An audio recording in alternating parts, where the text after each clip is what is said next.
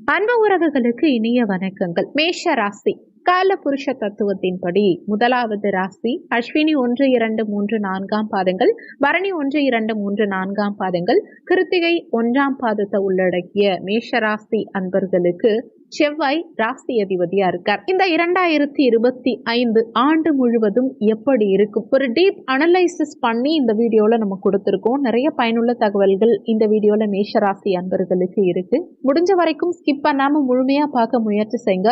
ரொம்பவே பயனுள்ள பதிவா இந்த பதிவு உங்களுக்கு இருக்கும். மேஷத்துக்கு 12ஆம் பாவகத்துல ராகு இருக்கார். அவர் 11ஆம் பாவகத்துக்கு போக போறார்.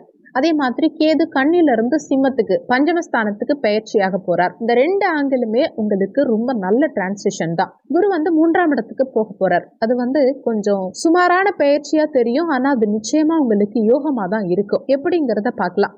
அப்போ இந்த வருட கிரகங்கள் 3 கிரகங்கள் பயிற்சி ஆறதுங்கிறது நிறைய சேஞ்சஸ் உங்களுக்கு இந்த ஆண்டு கொடுக்கும். அந்த வகையில மேஷ ராசிக்கு கணவன் மனைவிக்குள்ள ஒற்றுமை இருக்குமான்னு பார்க்கலாம். ஏன்னா சம்பாதிக்கிறதே குடும்பத்துக்காக தானே. குடும்பம் நிம்மதியா இருந்தா வாழ்க்கையே ஜெயிச்சிடலாங்கிறது தான் உண்மை. அப்போ குடும்பம் நிம்மதியா இருக்குமான்னா இனிமே கண்டிப்பா நிம்மதியா இருக்கும். ஏன்னா கடந்த காலகட்டங்கள்ல குடும்பம் சில விஷயங்கள்ல திருப்திகரமா இல்ல, சந்தோஷமா இல்லங்கிறது தான் உண்மை. இப்ப மேஷத்துக்கு 12ஆம் இடத்துல ராகு நின்றுட்டு இருக்காரு இல்லையா, அவர் இப்ப ஏப்ரல் மாதத்துலதான் பயிற்சி ஆறார். இந்த ராகு கேது பயிற்சி வரைக்கும் நடக்கிற பீரியட் எப்படி இருக்கும்னா, ஃபேமிலியோட நீங்க அதிக டைம் ஸ்பெண்ட் பண்ண முடியாம போகும், அல்லது சண்டை சச்சரவுகள் இருந்து ஆளுக்கு ஒரு பக்கமா இழுத்துட்டு நிற்பாங்கங்கிற மாதிரி அமைப்பு தான் இருக்கு. இதை 2 பார்ட்டா பிரிக்கலாம். எப்படின்னா, ஃபர்ஸ்ட் பாயிண்ட் ஆல்ரெடி அவங்க ஜாதகத்துல 2 கல்யாணத்துக்கான அமைப்பு இருக்கும், டிவோர்ஸ்க்கான அமைப்பு இருக்கும், தனித்தனியா செப்பரேட் ஆகிறதுக்கான அமைப்பு இருக்கும், இல்ல ஒரு சிலருக்கு டிவோர்ஸே இல்லாம செப்பரேட் ஆகிறதுக்கான வாய்ப்புகள் இருக்கும். இந்த மாதிரியான ஜாதகங்கள் மேஷ ராசியில இருந்தாங்கன்னா, இந்த 12ல ராகு நின்னப்ப கொஞ்சம் லேசா ஒட்டிக்கிட்டு இருந்தவங்களுக்கு கூட பிச்சுக்கிட்டு போயிடலாம், தனியா இருக்கலாம் அப்படிங்கிற மாதிரியான அமைப்பு கொடுத்துருக்கும். தனித்தனியா லைஃபை லீட் பண்ணிட்டு போவாங்க, இல்லைன்னா கோர்ட்டு கேஸ்ன்னு அலையிற மாதிரி சூழலை உண்டாக்கும். ஆனா நார்மலா எல்லாருக்கும் இதே மாதிரி வந்துருமான்னா கண்டிப்பா வராது. ஏன்னா ஒரு சிலருக்கு குடும்பம் நல்லா போகணும், குடும்பத்துக்காகவே நம்ம கொஞ்சம் விட்டு கொடுத்து போகணும், குடும்பத்துக்காக விட்டு கொடுத்துடலாம்னு யோசிக்கிறாங்க இல்லையா, அவங்களுக்கு இந்த காலகட்டத்தை மேனேஜ் பண்றது ஓரளவுக்கு ஓகேவா இருக்கும். என்னன்னா சுயஜாதகத்துல தசாபுத்தி நல்லா வந்துட்டா கோச்சாரம் என்னதான் சுமாரா இருந்தாலும் டோட்டலா குடும்பத்தை பிரிச்சு தூக்கி எரிஞ்சு டிவோர்ஸ் பண்ற அளவுக்கெல்லாம் போகாது. அதுக்கு பதிலா உத்தியோகத்துக்காக இல்ல தொழிலுக்காக வெளியூர்ல போய் இருப்பாங்க, பிள்ளைகளுடைய படிப்புக்காக இவங்க தனிச்சு இருக்கலாம், வேற இடத்துல போய் தங்கி இருக்கலாம். இந்த மாதிரி பாசிட்டிவான விஷயங்களுக்காக கூட குடும்பத்தை பிரிச்சு வச்சிருக்கோம். இல்ல வாரத்துக்கு ஒரு முறை வந்துட்டு போவாங்க, இல்ல மாசத்துக்கு ஒரு முறை குடும்பத்தோட இருந்துட்டு போவாங்க. இந்த மாதிரி அமைப்புகளை கொடுக்கும். இல்லைன்னா ஒரு சிலருக்கு ஒரே ஊர்ல இருந்தா கூட ஃபேமிலியோட அதிக டைம் ஸ்பெண்ட் பண்ண முடியாது. குழந்தைங்க எத்தனாவது படிக்கிறாங்கன்னு கேட்டா கூட சொல்ல தெரியாது. அந்த அளவுக்கு அவங்க ஒர்க்ல பிஸியா இருப்பாங்க. அவங்க பாட்டுக்கு சம்பாதிக்க வீட்டுல இருந்து மனைவி குடும்பத்தை பார்த்துப்பாங்க. சம்பாத்தியம், வேலை, இப்படியே ஹஸ்பண்டோட நிலைமை போயிட்டு இருக்கும். இப்போ 2 வகை பிரிவை பார்த்தோமா, ஒன்னு நெகட்டிவான பிரிவினை, இன்னொன்னு பாசிட்டிவான பிரிவினை. விஷயம் என்னன்னா ஃபேமிலியை மிஸ் பண்ற மாதிரி சூழல் வரும். இதுதான் உண்மை. இந்த வேலை தான் ராகுவினால கடந்த காலகட்டங்கள்ல நடந்திருக்கும். ஏப்ரல் வரைக்கும் இதுதான் நிலைமை. ஆனா ஏப்ரலுக்கு பிறகு பிரிந்த குடும்பம் மீண்டும் ஒன்றிணையக்கூடிய அமைப்பு. கருத்து வேறுபாடுகள் இருந்தது இல்லையா, பிரச்சனையோட போயிட்டு இருந்தது இல்லையா, அது எல்லாமே ஏப்ரல் மாதத்துக்கு பிறகு மாறும். ஒண்ணு உத்தியோகம் பார்க்கிற இடத்துக்கே ஃபேமிலியை கூட்டிட்டு போயிடுவாங்க, இல்ல இவங்க உத்தியோகத்தை மாத்திக்கிட்டு திரும்பவும் பழையபடி ஊருக்கு வர்றது. இந்த மாதிரி ஏதோ ஒரு விஷயத்துல ஃபேமிலியோட அதிக டைம் ஸ்பெண்ட் பண்றதுக்கான நேரம் உங்களுக்கு கிடைக்கும். இதுவே சந்தோஷமான விஷயம்தான். அப்போ கணவன் மனைவிக்குள்ள ஒற்றுமை நல்லா இருக்குங்கிறது தான் உண்மை. இது வரைக்கும் கருத்து வேறுபாடுகள்ல இருந்தா, அது பிரியற மாதிரி இருந்தா கூட அவங்க திரும்பவும் சேர்ந்துருவாங்க. ஏன்னா ஒரு சிலர் கோர்ட்டு கேஸ்னே போயிட்டு பிரியற கண்டிஷனுக்கே போயிடுவாங்க. ஒரு சிலர் பிரியலாமா வேண்டாமான்னு யோசிச்சுட்டே இருக்காங்க இல்லையா, இங்க ஒரு கால் அங்க ஒரு கால்னு வச்சிருப்பாங்க இல்லையா, அந்த குடும்பம் எல்லாம் ஒன்று சேர்றதுக்கான அமைப்பு ஏப்ரல் மாதத்துக்கு பிறகு இருக்கும்.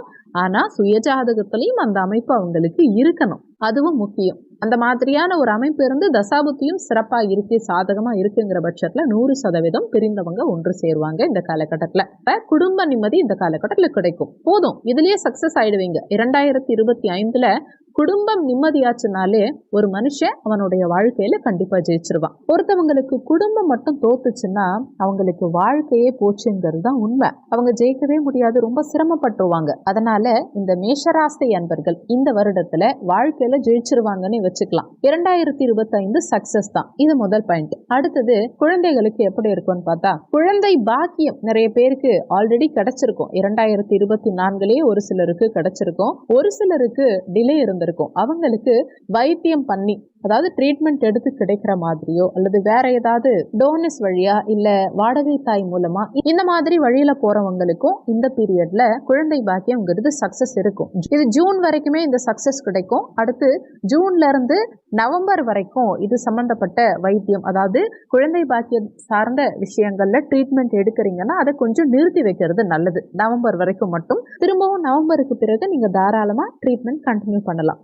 ஸோ இதுதான் குழந்தை பாக்கியம் சார்ந்த விஷயங்கள். அடுத்து மேஷராசி அன்பர்கள் ஏற்கனவே குழந்தை வச்சிருக்கீங்க இல்லையா, அவங்களுக்கு எப்படி இருக்கும்னு பார்த்தா, ஹெல்த்ல எல்லாம் எந்த பிரச்சனையும் இல்லை, நல்லா இருக்கும். படிப்பை பொறுத்த வரைக்கும் குழந்தைங்களுக்கு கொஞ்சம் பெண்ட நிமித்திடுவாங்கிறது தான் உண்மை. என்ன காரணம்னா, பஞ்சமஸ்தானத்துல கேது வரப்போறார், குழந்தை ஸ்தானத்துல கேது வரப்போறார் புத்திரஸ்தானத்துக்கு. அப்ப என்ன ஆகும்னா, இந்த ஏப்ரல் மாசத்துல இருந்து பிள்ளைகளுடைய படிப்புல உங்களுக்கு கூடுதலான கவனம் தேவை. இல்லைன்னா உங்க அட்டென்ஷன் குழந்தைகளுக்கு இல்லைன்னா அவங்களுடைய மார்க் கொஞ்சம் குறையறதுக்கு வாய்ப்புகள் இருக்கு. அதனால முடிஞ்ச வரைக்கும் சின்ன குழந்தைங்களா இருந்தாங்கன்னா மிரட்டி உருட்டியாவது நீங்களும் அவங்க கூட உட்கார்ந்து சேர்ந்து படிச்சு அவங்கள எப்படியாவது படிக்க வைக்கலாம். வயசு கூடுதலான பிள்ளைகளா இருக்காங்க, காலேஜ் போறாங்க, இல்ல ஹை ஸ்டடிஸ் படிச்சுட்டு இருக்காங்க, 10th 12th இந்த மாதிரி பப்ளிக் எக்ஸாம் அட்டன் பண்ண போறவங்க அப்படின்னாலும் அவங்களுக்கு உங்களுடைய குடும்ப கஷ்டத்தை சொல்லி, நான் இவ்வளவு கஷ்டப்பட்டுட்டு இருக்கேன், உங்களுக்காகவே வாழ்ந்துட்டு இருக்கேன், உன்னோட எதிர்காலத்துக்காக இந்த படிப்பு ரொம்ப முக்கியம், இப்படி சொல்லி புரிய வச்சு அவங்கள படிக்க வைக்க பாருங்க.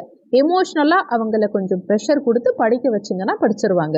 இதே உங்க குழந்தைங்க ரிசர்ச் படிச்சுட்டு இருக்காங்க, இல்ல மாஸ்டர்ஸ் கோர்ஸ் படிச்சுட்டு இருக்காங்க அப்படிங்கிறவங்களுக்கெல்லாம் உங்க குழந்தைகளுக்கு வெளிநாடு போறதுக்கான அமைப்புகள் சாதகமா இருக்கும் இந்த காலகட்டத்தில். அது சம்பந்தமா செலவுகள் வரும், தாராளமா அவங்க சக்சஸ் ஆவாங்க. ஆல்ரெடி ரிசர்ச்ல இருக்கவங்க, பிஹெச்டில இருக்காங்க, அவங்களுக்கெல்லாம் பெண்டிங்கா இருக்க ஒர்க் எல்லாம் முடிஞ்சு இந்த வருஷம் பிஹெச்டி வாங்கறதுக்கான அமைப்பு நிச்சயமா இருக்கு. மேஷராசி அன்பர்கள் பெரியவங்களா இருந்தாலும் சரி, பிஹெச்டி படிச்சுட்டு இருக்கீங்கன்னா உங்களுக்கு இந்த காலகட்டத்தில் டிகிரி கண்டிப்பா கையில வந்துடும். இந்த பிஹெச்டி ப்ரோக்ராம்ல எந்த இடத்துல நின்னாலும் அது சக்சஸ் ஆகும்.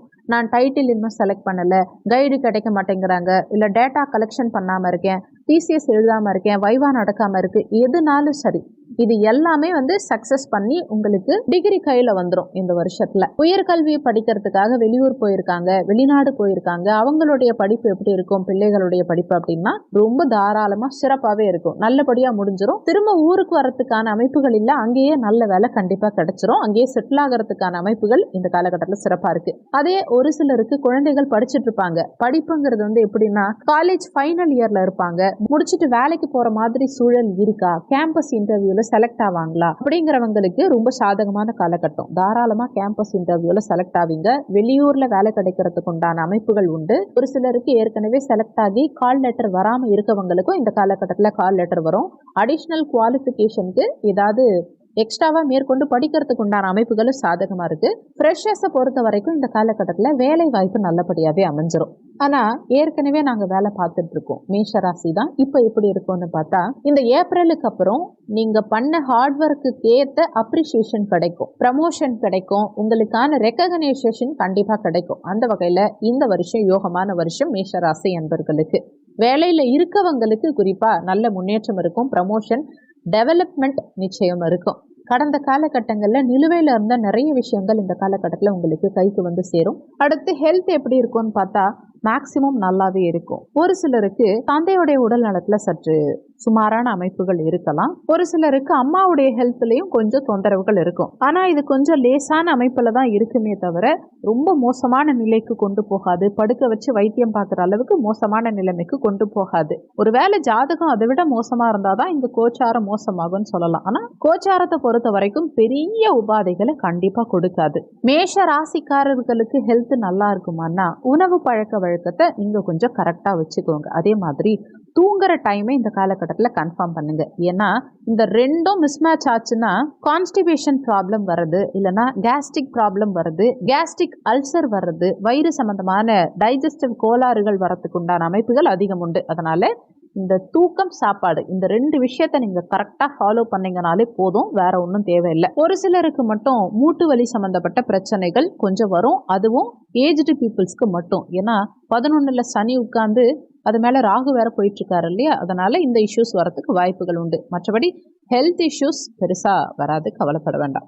அடுத்து சொந்தமா தொழில் பண்றவங்களுக்கு தொழில் நல்லபடியா விருத்தியாகும். வெளியில இருந்து புதிய ஆர்டர்ஸ் வரதுக்கு உண்டான அமைப்புகள் இருக்கும். ஒரு சிலர் தொழில் அபிவிருத்தி பண்றதுக்கான சூழல் எல்லாம் சிறப்பா இருக்கும். இப்ப சரியில்லாம போயிட்டு இருக்கு தொழில்ங்கிறவங்களுக்கு கூட அதை டெவலப் பண்றதுக்கான வாய்ப்புகள் சிறப்பா இருக்கும். ஒரு சிலர் புதிய தொழில் தொடங்குறதுக்கு, ஒரு சிலர் வேலையில இருந்து இன்னொரு இடத்துக்கு ஷிஃப்ட் ஆகிறதுக்கு, கூட்டு தொழில் பண்றவங்களுக்கும் சரி, பார்ட்னர்ஷிப், இது எல்லாத்துக்குமே சிறப்பு. இன்வெஸ்ட்மெண்ட்டும் ரொம்ப சிறப்பு இந்த காலகட்டத்தில். அதே மாதிரி இன்வெஸ்ட்மெண்ட்ங்கிற விஷயத்துல கிரிப்டோ கரன்சி, ஷேர் மார்க்கெட், இதையெல்லாம் நீங்க தாராளமா பண்ணலாம். அதுல உங்களுக்கு தெரிஞ்ச வித்தைகளை மட்டும் பண்ணுங்க. உங்க சுயஜாதகத்துல பாசிட்டிவான டைம் இருக்கு, தசாபுத்தி சிறப்பா இருக்குன்னா இந்த காலகட்டத்தில் நீங்க துணிஞ்சு என்ன இன்வெஸ்ட்மெண்ட் வேணா பண்ணலாம். கண்டிப்பா சக்சஸ் இருக்கும், நல்ல சம்பாத்தியம் இருக்கும். புதுசா தொழில் ஆரம்பிக்கணும்னு நினைக்கிறீங்களா, தாராளமா ஆரம்பிக்கலாம். அடுத்து பொலிட்டிக்கல் எப்படி இருக்கும்னு மேலோட்டமா பார்க்கலாம். மேஷ ராசி அப்படின்னாலே பொலிட்டிக்கல் ஈடுபாடு நிறைய பேருக்கு இருக்கும். இந்த ஆண்டு உங்க கடினமான உழைப்புக்கேற்ற பெயர் புகழ் நிச்சயமா கிடைக்கும். அரசியல்னால ஆதாயம் இருக்கும், அதுவும் புகழ் சம்பாதிக்கக்கூடிய நிலையில இருக்கலாம், ஒரு சிலருக்கு பணம் சம்பாதிக்கக்கூடிய நிலையில இருக்கலாம். இந்த 2025 பொலிட்டிக்கல் வைஸ் உங்களுக்கு பாசிட்டிவா தான் போயிட்டு இருக்கும், எந்த பிரச்சனையும் இல்லை. அரசியல் ஆதாயம் சிறப்பா இருக்கும். அப்ப பண வருமானமும் இந்த காலகட்டத்தில் தாராளமா தான் இருக்கும். உங்க வருமானத்தின் மூலமா, வருமானத்தை வச்சு சொத்து பத்து வாங்குறதுக்கு உண்டான யோகமும் இருக்கு, வண்டி வாகனம் வாங்குறதுக்கு உண்டான யோகம் இருக்கு, ஒரு சிலர் நகை நட்டு வாங்குறதுக்கு உண்டான யோகம் இருக்கு. அந்த வகையில வீட்டுக்கு தங்கம் சேரும், புதுசா வண்டி வாகனங்கள் வாங்குறதுக்கு உண்டான அமைப்பு சிறப்பா இருக்கு. ஒரு சிலருக்கு சொத்து வாங்குறதுக்கு உண்டான அமைப்பு, அந்த சொத்தை வீடா கன்வெர்ட் பண்றது, வீடு கட்டுறது, இல்லை கட்டின வீட்டை வாங்குறது, ரெனோவேட் பண்ணுறது, அல்லது இன்னொரு ஃப்ளோர் எக்ஸ்டெண்ட் பண்ணி கட்டுறது, இந்த மாதிரியான விஷயங்கள்லாம் இந்த பீரியடில் ரொம்ப சாதகமாக இருக்கும். சுப செலவுகள் நிறைய வந்துக்கிட்டே இருக்கும் இந்த காலகட்டத்தில். சொத்து சம்மந்தப்பட்ட வகையில் நீங்கள் இன்வெஸ்ட்மெண்ட் பண்ணுறதுக்கு தாராளமாக கடன் வாங்கலாம். அந்த கடனை கரெக்டாக கட்டிடுவீங்க. அந்த சொத்து வந்து domestic purpose, industrial purpose, commercial purpose எதுவாக இருந்தாலும் சரி, உங்களுக்கு அதில் கண்டிப்பாக டெவலப்மெண்ட் வரும். அப்போது 2025 உண்மையிலேயே உங்களுக்கு ஸ்பெஷலான வருஷம் தான். அது மட்டும் இல்லாமல் புதுசாக வண்டி வாகனங்கள் தாராளமா வாங்கலாம். ஆனா ஏப்ரலுக்கு பிறகு புது வண்டி வாங்கலாம், பழைய வண்டி வாங்கலாம், கியர் வண்டி, பெட்ரோல் வண்டி, டீசல் வண்டி, எது வேணாலும் வாங்கிக்கலாம். வாகன வகையில இந்த ஆண்டு உங்களுக்கு யோகம் உண்டு. இதுக்கு முன்னாடி வாகனத்துல டயர் மாத்திருப்பீங்க, என்ஜின் மாத்திருப்பீங்க, கார்பரேட்டர் பிரச்சனை, சைலன்சர் பிரச்சனை, இதெல்லாம் வந்திருக்கும். அதையெல்லாம் தாண்டி தான் இப்போ வந்திருப்பீங்க. ஏற்கனவே இப்போ எல்லாம் செலவும் பண்ணிட்டேன், இப்போ புதுசு வண்டி வாங்கணுமா அப்படின்னா இருக்கிறதே வச்சுக்கோங்க, நல்லா ஓடுதுன்னா வச்சுக்கோங்க. ஏன்னா ஏற்கனவே நிறைய செலவு வச்சிருச்சு வண்டி, ஓரளவுக்கு நல்ல கண்டிஷன்ல இருக்குன்னா வச்சுக்கோங்க. கடந்த காலகட்டத்தில் இருந்த பிரச்சனை இனிமே உங்க பழைய வண்டியில வராது. புதுசா வண்டி வாகனம் வாங்கியே ஆகணும்னு நினைக்கிறீங்கன்னா தாராளமா வாங்கிக்கோங்க. இல்ல நியூ மாடல் அப்கிரேட் பண்ணணும்னு நினைக்கிறீங்கன்னா தாராளமா பண்ணிக்கலாம். இந்த வருஷம் அதுக்கெல்லாம் உங்களுக்கு கை கொடுக்கும். வண்டி வாகனம் சம்பந்தமா லோன் போட்டீங்கன்னா கண்டிப்பா உங்களுக்கு லோன் கிடைக்கும். உங்களை கடனாளி ஆக்குறதுக்கு பேங்கே ரெடியா இருக்குங்கிறது தான் உண்மை. வாகன வகையில யோகம் உண்டு. அடுத்து சுபகாரியம் செய்ய முடியுமா, கல்யாணம் பண்ண முடியுமா, பிள்ளைகளுக்கு கல்யாணம் பண்றது, காது குத்து வைக்கிறது, கோவிலுக்கு போறது, வேண்டுதலை நிறைவேற்றுறது, காது குத்து சடங்கு வைக்கிறது, இந்த மாதிரி சுபகாரியங்கள் வீட்டில் நடக்கிறதுக்கு உண்டான அமைப்புகள் பிரமாதமா இருக்கு. அது மட்டும் இல்லாம சொந்த பந்தங்களுக்குள்ளேயும் நிறைய சுபகாரியங்கள் நடக்கும். அவங்களுக்காக போய் நிறைய மொய் பணம் வைக்கிற மாதிரி சூழல் இருக்கும். அதுலயும் குறிப்பா மாமன் மச்சனன் வகையில தான் நிறைய சுபகாரியங்கள் நடக்கும். அதுக்காக நீங்க கொஞ்சம் நிறையவே மொய் எழுதி உங்க பணத்தை கரைக்கிற மாதிரி சூழல் வரும். ஆனா கவலைப்படாதீங்க, பொருளாதாரத்துல பெருசா ஒன்றும் சிக்கல் எல்லாம் வந்துடாது. அடுத்தபடியா ஃப்ரெண்ட்ஸ் அண்ட் ரிலேட்டிவ்ஸ் சர்க்கிள்லையும் நல்லாவே இருக்கும். அவங்களோட நல்லாவே ஒத்து போகும். பிரச்சனைகள் எதுவும் பெருசா வரதுக்கு வாய்ப்புகள் இல்லை. ஏற்கனவே ஏதாவது ப்ராப்ளத்துல பிரிஞ்சு இருக்கக்கூடிய சொந்த பந்தங்களா இருந்தா கூட அவங்களோட திரும்பவும் ஒன்றிணையக்கூடிய சூழல் இருக்கும். அதுக்கேற்ற மாதிரி விசேஷங்கள்லாம் வரும். விசேஷங்கள்ல பார்த்து பேசி திரும்பவும் ஒன்று கூடிடுவீங்க. அதுக்கேற்ற மாதிரி நீங்களும் கொஞ்சம் ஃபிளெக்சிபிலிட்டியா விட்டு கொடுத்து போவீங்க, அவங்களும் கொஞ்சம் இறங்கி வருவாங்க. அடுத்து ஏஜ்டு பீப்புள், மேஷ ராசியில இருக்கக்கூடிய வயதானவர்களுக்கு ஹெல்த் வைஸ் கொஞ்சம் டிஸ்டர்பன்ஸ் இருக்கும். வைத்திய செலவுகள் அப்பப்போ வரப்போகிற மாதிரி இருக்கும். ஆனா பெரிய அளவுல எதுவும் டிஸ்டர்பன்ஸ் கொடுத்து உங்களை படுத்த படுக்கையாக்குற அளவுக்கோ கண்டினியூஸா ட்ரீட்மெண்ட் எடுக்கிற மாதிரி சூழல் இப்படியெல்லாம் கொண்டு போகாது. கவலைப்படாதீங்க, ரொம்ப மோசமெல்லாம் கொண்டு போகாது. உண்மையை சொல்லணும்னா 2025ங்கிறது மேஷ ராசிக்கு ஒரு ஸ்பெஷலான வருடம்னு தான் சொல்லணும். 5ஆம் பாவகத்துல கேது உட்கார்ந்து இருக்கார் பாருங்க. அந்த கேது வந்து யோகத்தை செய்யக்கூடிய கேது. அவர் என்ன செய்வார், என்ன யோகத்தை செய்வார்னா, மெயினா குலதெய்வ வழிபாடு, சாமிக்கு வேண்டுதல்கள் வச்சது நிறைவேறது, ஸ்பிரிச்சுவல் டிராவல் போயிட்டு வர்றது, இந்த மாதிரி நிறைய விஷயங்கள் இந்த காலகட்டத்தில் ஏற்படுத்துவார். ஆன்மீகம் சம்பந்தமான விஷயங்கள் அதிகப்படுத்தி, நல்ல விஷயம் தானே இது, உங்க வாழ்க்கையை செம்மையாக்குவார் கேது பகவான். அப்போ 2025 தொழில், உத்தியோகத்தில் இருக்கவங்க, ஃபேமிலி, இது எல்லாமே டெவலப் ஆகிறதுக்கான அமைப்புகள் இருக்கிறதுனால இந்த 2025ங்கிறது உங்களுக்கு ஸ்பெஷலான வருஷமாவே எடுத்துக்கலாம். அப்ப மேஷராசிக்காரர்களுக்கு 2025 சகல ஐஸ்வர்யத்தையும் கொடுக்கணும்னு நானும் வேண்டிக்கிறேன், நீங்களும் வேண்டிக்கோங்க. இந்த பதிவு உங்களுக்கு பயனுள்ளதா இருந்தா உங்க நண்பர்களுக்கும் ஷேர் பண்ணுங்க, அவங்களும் பயன்பெற்ற அந்த புண்ணியம் உங்களுக்கும் கிடைக்கும். இந்த வீடியோல உங்களுக்கு ஏதாவது சந்தேகம் இருந்தா கீழே இருக்க கமெண்ட் செக்ஷன்ல சொல்லுங்க. நன்றி. மற்றும் ஒரு நல்ல பதிவோடு மீண்டும் உங்களை சந்திக்கிறோம்.